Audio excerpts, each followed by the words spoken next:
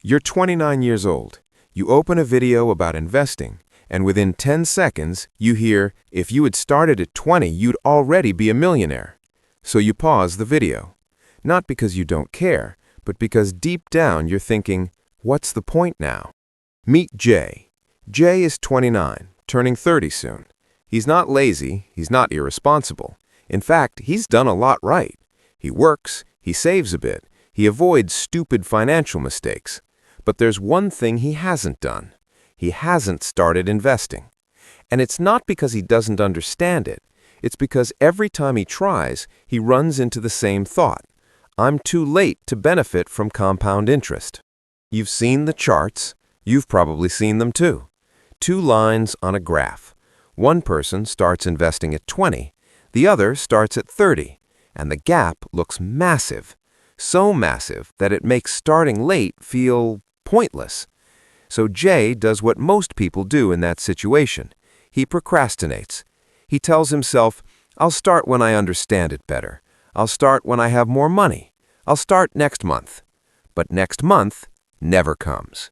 Here's what Jay doesn't realize. He's not stuck because of money. He's stuck because of comparison. His brain is comparing a perfect version of himself who started at 20 to his real self starting at 29.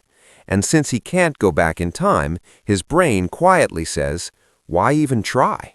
This is one of the most dangerous financial traps because it feels rational, but it leads to one outcome: doing nothing. And doing nothing, that's the most expensive decision you can make. Now here's where everything changes.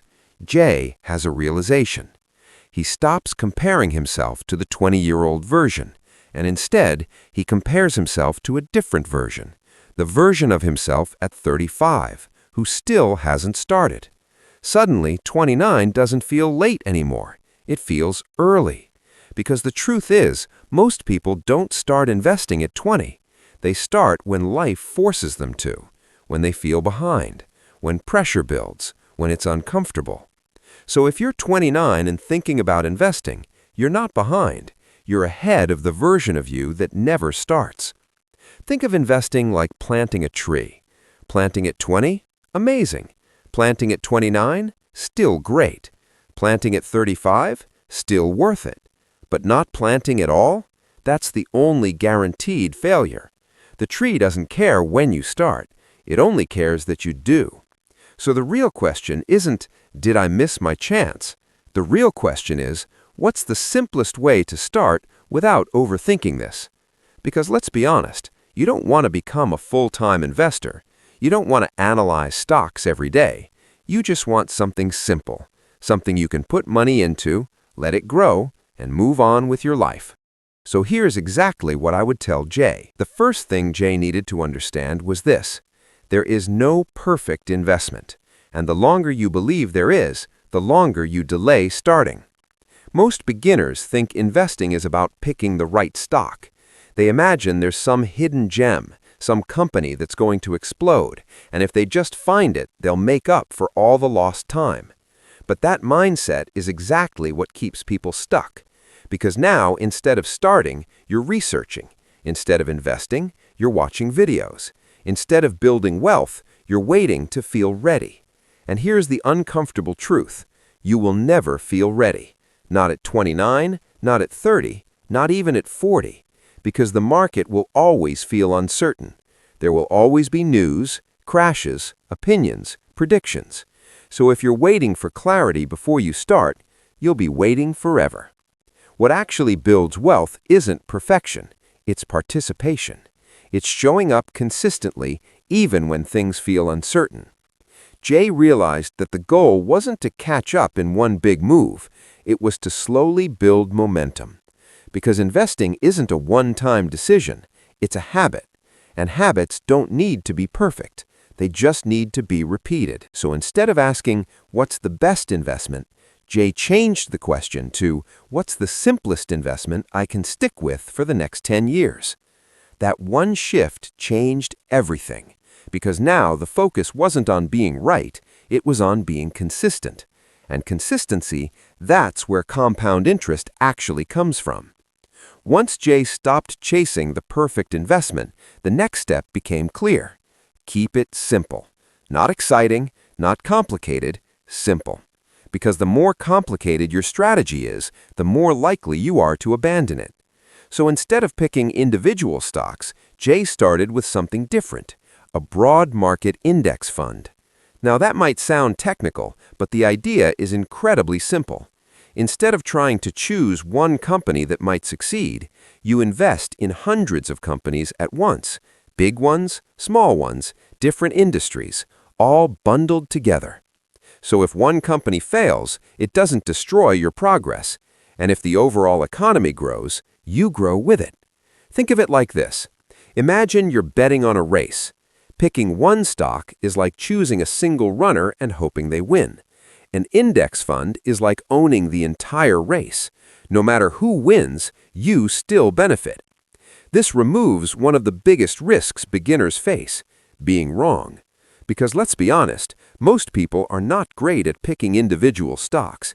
Even professionals struggle to beat the market consistently. So instead of trying to outsmart the system, Jay decided to align with it.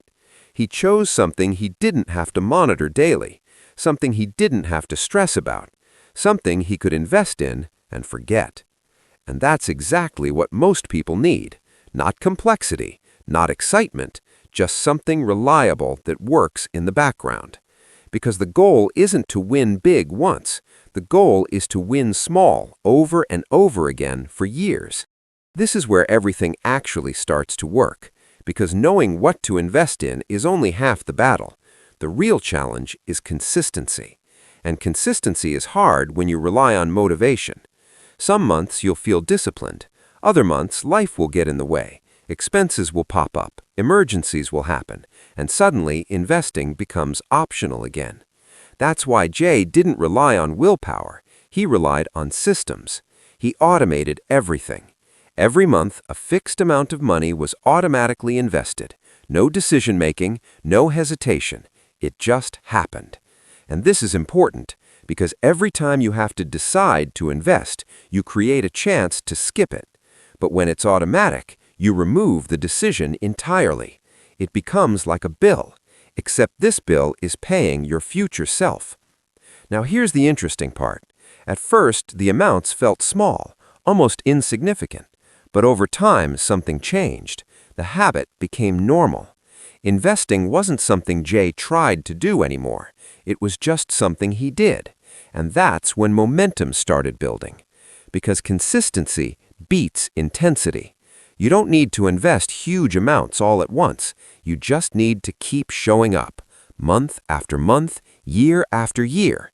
And eventually, the results stop looking small. They start looking inevitable. As soon as Jay started investing, something interesting happened. He noticed how loud the world of finance is. Every day there was a new headline. The market is crashing. This stock is exploding. Experts predict. And it was tempting. Tempting to react. Tempting to change strategies. Tempting to do something. But this is where most people lose. Not because they started wrong, but because they couldn't stay still. Jay realized something important. The more you react to noise, the less you benefit from time. Because every time you jump in and out of investments, you interrupt the very thing you're trying to build, compound growth. So instead of reacting, Jay made a rule. He would only check his investments occasionally, not daily, not hourly, occasionally. He stopped treating investing like entertainment and started treating it like planting a tree. You don't dig up a tree every week to check if it's growing. You let it grow. And this is where patience becomes your biggest advantage. Because while everyone else is chasing trends, you're quietly building something stable, something long-term, something that doesn't rely on luck. At this point, Jay understood something most people miss. Investing isn't about the next year. It's about the next decade. And that changes how you think about everything. Because when you zoom out, short-term fluctuations stop feeling scary. They start feeling irrelevant. A bad month doesn't matter. Even a bad year doesn't matter. What matters is staying in the game. Because the biggest returns don't come from timing the market. They come from time in the market. And here's the part that finally clicked for Jay. He didn't need to catch up overnight. He just needed to build a system that would carry him forward, slowly, consistently, predictably. And over time, that adds up more than most people expect. Because the real power of investing isn't speed, it's duration. So instead of worrying about being late, Jay focused on staying invested, staying consistent, staying patient. Because in the long run, those are the only things that actually matter. Jay didn't become a millionaire overnight. He didn't find a secret stock. He didn't time the market perfectly. He just started, and that changed everything. Because the cost of starting late is nothing compared to the cost of never starting. So if you're 29 or 30 Or even older, you haven't missed your chance. You're just at the moment where it finally matters. If this helped you shift your mindset, subscribe for more simple, no overthinking money strategies. Because building wealth isn't about being early. It's about not staying stuck.